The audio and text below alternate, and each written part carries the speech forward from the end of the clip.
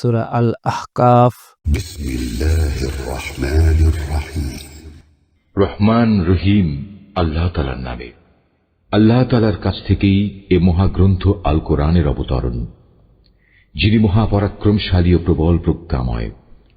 আকাশ মণ্ডলী ও জমিন এবং তাদের উভয়ের মাঝে যা কিছু রয়েছে, এর সব কিছু আমি যথাযথ লক্ষ্য ছাড়া সৃষ্টি করিনি, এবং এগুলো এক সুনির্দিষ্ট সময়ের জন্য পয়দা করেছি। কিন্তু এ মহাসত্যের অস্বীকারী ব্যক্তিরা যে যে জিনিস দিয়ে তাদের সতর্ক করা হয়েছিল তার থেকে মুখ ফিরিয়ে নেয়। হে নবী, তুমি তাদের বলো, তোমরা কখনো কি ভেবে দেখেছ, আর যাদের তোমরা আল্লাহর পরিবর্তে ডাকছ, আমাকে একটু দেখাও তো, তারা এ জমিনের কোনো অংশ কি নিজেরা বানিয়েছে, অথবা এই আকাশমণ্ডলী বানানোর কাজে তাদের কি কোনো ভূমিকা আছে? এর আগের কেতাবপত্র কিংবা সে সূত্র ধরে চলে আসা জ্ঞানের অন্য কোনো অবশিষ্ট প্রমাণ যদি তোমাদের হাতে মজুদ থাকে, তাহলে তাও এনে আমার কাছে হাজির করো, যদি তোমরা সত্যবাদী হও। তার চাইতে বেশি বিভ্রান্ত আর কে হতে পারে, যে আল্লাহ তাআলাকে বাদ দিয়ে এমন কাউকে ডাকে যে কিয়ামত পর্যন্ত ডাকলেও তার ডাকে সাড়া দিতে পারবে না। তারা তো তাদের ভক্তদের ডাক থেকে সম্পূর্ণ বেখবর। যখন গোটা মানব জাতিকে জড়ো করা হবে, তখন এরা তাদের দুশমনে পরিণত হয়ে যাবে এবং এরা তাদের ইবাদত সম্পূর্ণ অস্বীকার করবে। যখন এদের কাছে আমার সুস্পষ্ট আয়াতসমূহ পড়ে শোনানো হয়, তখন কাফেররা সে সত্য সম্পর্কে বলে যা তখন তাদের সামনে এসে গেছে, এটা হচ্ছে সুস্পষ্ট জাদু। তারা কি একথা বলতে চায় সে রাসূল নিজেই তা বানিয়ে নিয়েছে? তুমি তাদের বলো, হ্যাঁ সত্যিই, যদি এমন কিছু আমি আল্লাহর নামে বানিয়ে পেশ করি, তাহলে আল্লাহর ক্রোধ থেকে আমার বাঁচানোর জন্য তোমরা তো কোনো ক্ষমতাই রাখো না। আল্লাহ তাআলা ভালো করে জানেন তোমরা এ ব্যাপারে কি কি কথা নিজেরা বানিয়ে বানিয়ে বলছো, এবং তোমাদেরও আমার মাঝে কে কথা বানাচ্ছে। এ কথা সাক্ষ্য দেওয়ার জন্য আমারও তোমাদের মাঝে আল্লাহ তাআলাই যথেষ্ট। আল্লাহ তাআলা একান্ত ক্ষমাশীল ও পরম দয়ালু। তুমি বলো, রাসূলদের মাঝে আমি তো নতুন নই, আমি এও জানি না আমার সাথে কি ধরনের আচরণ করা হবে এবং তোমাদের সাথেই বা কি ব্যবহার করা হবে। আমি শুধু সেটুকুরই অনুসরণ করি যেটুকু আমার কাছে ওহী করে পাঠানো হয়, আর আমি তোমাদের জন্য সতর্ককারী বই কিছুই নই। তুমি আরো বলো, তোমরা কি কখনো একথা ভেবে দেখেছ, এই মহাগ্রন্থটা যদি আল্লাহর কাছ থেকে নাজিল হয়ে থাকে এবং তোমরা তা অস্বীকার করো, তাহলে এর পরিণাম কি হবে? অথচ এ ধরনের এক ব্যাপারে বনী ইসরায়েলের একজন সাক্ষী সেখানে সাক্ষ্য প্রদান করে তার উপর ঈমান এনেছে। তারপরেও তোমরা অহংকার করলে জেনে রেখো, আল্লাহ তাআলা কখনো সীমা লঙ্ঘনকারীদের সঠিক পথে পরিচালিত করেন না। যারা অস্বীকার করেছে তারা ঈমানদারদের সম্পর্কে বলে, যদি ঈমান আনার মাঝে সত্যিই কোনো কল্যাণ থাকত, তাহলে কতিপয় সাধারণ মানুষ আমাদের আগে এ পথে এগিয়ে আসত না।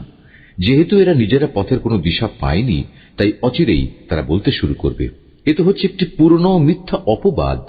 এর আগে মানুষদের পথপ্রদর্শক ও আল্লাহর রহমত হিসেবে মুসার কেতাব তাদের কাছে মজুদ ছিল, আর এ কেতাব তো পূর্ববর্তী কেতাবের সত্যতাও স্বীকার করে।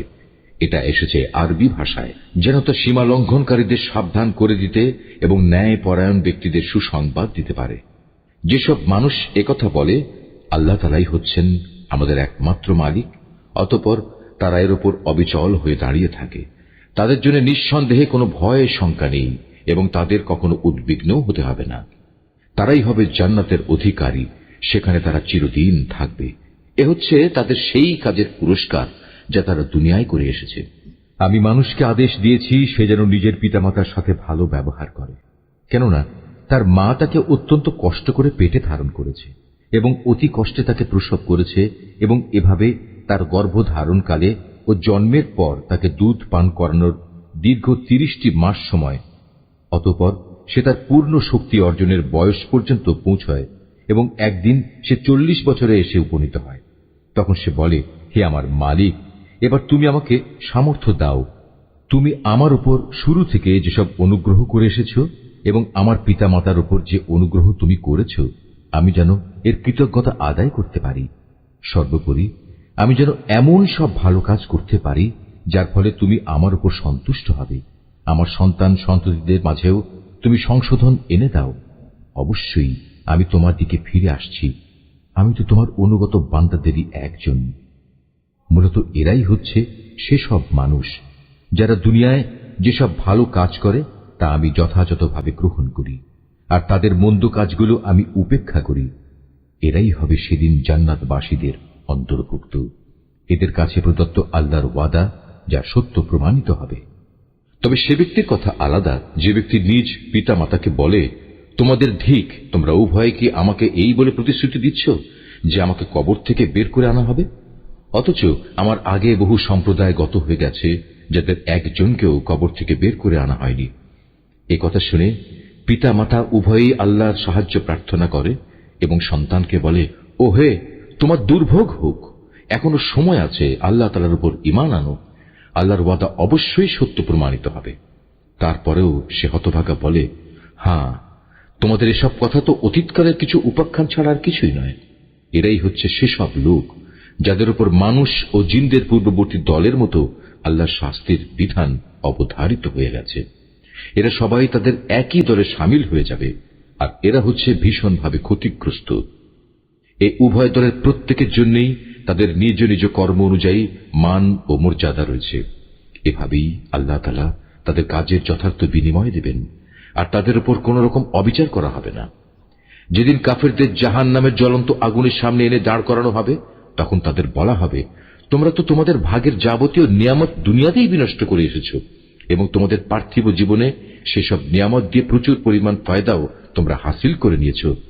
আজ তো তোমাদের জন্য রয়েছে এক চরম অপমানকর আযাব, আর তা হচ্ছে আল্লাহর জমিনে অন্যায়ভাবে ঔদ্ধত্য প্রকাশ করা এবং আল্লাহর সাথে তোমাদের বিদ্রোহমূলক কাজের শাস্তি। হে নবী, এদের তুমি আদ সম্প্রদায়ের এক ভাই হুদ নবীর কাহিনী শোনাও, যে আহকাফ উপত্যকার নিজ সম্প্রদায়ের লোকদের আল্লাহর আযাবের ভয় দেখাচ্ছিল। তার আগে পরেও আরো বহু সতর্ককারী নবী এসেছিল। তাদের মতো সেও বলেছিল, হে মানুষ, তোমরা এক আল্লাহ তাআলা ছাড়া আর কারো বন্দেগী করো না, আমি তোমাদের উপর একটি ভয়াবহ দিনের আযাবের আশঙ্কা করছি। এ কথা শুনে তারা বলল, আমাদের মাবুদদের বন্দেগী থেকে আমাদের ভিন্ন পথে চালিত করার জন্যই কি তুমি আমাদের কাছে এসেছ? যাও, যদি তুমি সত্যবাদী হয়ে থাকো তাহলে সেই আযাব নিয়ে এসো যার প্রতিশ্রুতি তুমি আমাদের দিচ্ছ। বলল, সে জ্ঞান তো একান্তভাবে আল্লাহ তাআলারই রয়েছে। আমি তো শুধু সে কথাটুকুই তোমাদের কাছে পৌঁছে দিতে চাই, ঠিক যেটুকু দিয়ে আমাকে পাঠানো হয়েছে। কিন্তু আমি দেখতে পাচ্ছি তোমরা দারুণ অজ্ঞানতার মাঝে নিমজ্জিত একটি গোমরা জাতি। অতঃপর একদিন যখন তারা দেখতে পেল বড় একটি মেঘ খণ্ড তাদের জনপদের দিকে এগিয়ে আসছে, তখন তারা সমস্বরে বলে উঠল, এ তো এক খণ্ড মেঘ মাত্র, সম্ভবত আমাদের উপর তা বৃষ্টি বর্ষণ করবে। হুদ বলল, না, এটি কোনো বৃষ্টি মেঘ নয়, এ হচ্ছে সে আযাবের বিষয় যা তোমরা ত্বরান্বিত করতে চেয়েছিলে।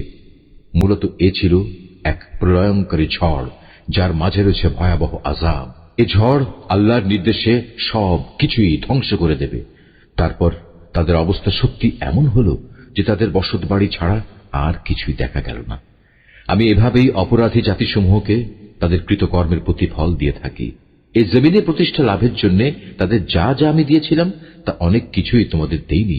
শোনার জন্য আমি তাদের কান, দেখার জন্য চোখ ও অনুধাবনের জন্য হৃদয় দিয়ে রেখেছিলাম, কিন্তু তাদের সে কান, চোখ ও হৃদয় তাদের কোনোই কাজে আসেনি, কারণ তারা আল্লাহ তাআলার আয়াতসমূহকে অস্বীকার করতেই থাকলো, যে আযাবের বিষয় নিয়ে তারা হাসি তামাশা করত। একদিন সত্যি সত্যি তা তাদের উপর এসে পড়ল। তোমাদের চারপাশের আরো অনেকগুলো জনপদকে আমি এই একই কারণে ধ্বংস করে দিয়েছি। আমি বারবার ওদের কাছে আমার নিদর্শনসমূহ বর্ণনা করেছি যেন তারা আমার দিকে ফিরে আসে। তারা কেন সেদিন তাদের সাহায্য করতে পারল না, যাদের তারা আল্লাহকে বাদ দিয়ে নৈকট্য হাসিলের জন্য মাবুদ বানিয়ে নিয়েছিল? বরং আযাব দেখে তারাও তাদের ছেড়ে উধাও হয়ে গেল।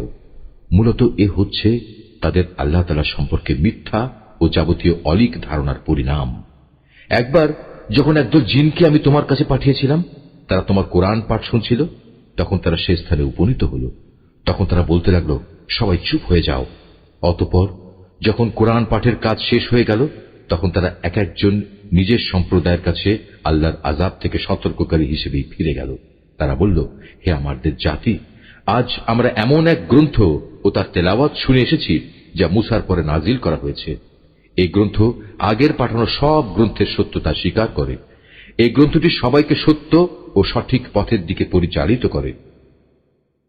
হে আমাদের জাতি, তোমরা সবাই মিলে আল্লাহর পথে আহ্বানকারীর এ ডাকে সাড়া দাও এবং তার রসুলের উপর ঈমান আনো, তাহলে আল্লাহ তাআলা তোমাদের যাবতীয় গুনাহ খাতা ক্ষমা করে দেবেন এবং তোমাদের কঠিন আযাব থেকে মুক্তি দেবেন। আর তোমাদের মাঝে যদি কেউ আল্লাহর পথের এ আহ্বানকারীর ডাকে সাড়া না দেয়, তবে তার জানা উচিত এই জমিনে আল্লাহকে ব্যর্থ করে দেওয়ার কোন রকম ক্ষমতাই সে রাখে না, বরং এই আচরণের জন্য সে আল্লাহর কাছে তার কোনই সাহায্যকারী পাবে না। এ ধরনের লোকেরা তো সুস্পষ্ট গুমরাহিতে নিমজ্জিত। এই লোকগুলো কি এটা বুঝতে পারে না যে মহান আল্লাহ তাআলা আসমান সমূহ ও জমিন বানিয়েছেন এবং এ সব কিছু সৃষ্টি যাকে সামান্যতম ক্লান্ত করতে পারেনি? তিনি কি একবার মরে গেলে মানুষকে পুনরায় জীবন দান করতে সম্পূর্ণ সক্ষম নন? হ্যাঁ, অবশ্যই তিনি সব কিছুর উপর ক্ষমতাবান। সেসব কাফেরদের যখন জ্বলন্ত আগুনের সামনে দাঁড় করানো হবে, তখন তাদের বলা হবে, আমার এই প্রতিশ্রুতি কি সত্য ছিল? তারা বলবে, হ্যাঁ, আমাদের মালিকের শপথ, এটা অবশ্যই সত্য। অতঃপর তাদের বলা হবে, এবার তোমরা শাস্তি উপভোগ করো এবং এ হচ্ছে সে আযাব যা তোমরা অস্বীকার করতে। হে নবী, তুমি ধৈর্য ধারণ করো, ঠিক যেমন করে ধৈর্য ধারণ করেছিল আমার দৃঢ় প্রতিষ্ঠ সাহসী নবীরা। এই নির্বোধ ব্যক্তিদের ব্যাপারে তুমি কখনো তাড়াহুড়ো করো না। যেদিন সত্যিই তারা সেই আযাব নিজেদের সামনে দেখতে পাবে যার ওয়াদা তাদের কাছে করা হয়েছিল, তখন তাদের অবস্থা হবে এমন যেন দুনিয়ায় তারা দিনের সামান্য একটি মুহূর্ত সময় অতিবাহিত করে এসেছে। মূলত এটি একটি ঘোষণা মাত্র। এই ঘোষণা যারা প্রত্যাখ্যান করেছে তাদের ছাড়া আর কাউকে সেদিন ধ্বংস করা হবে।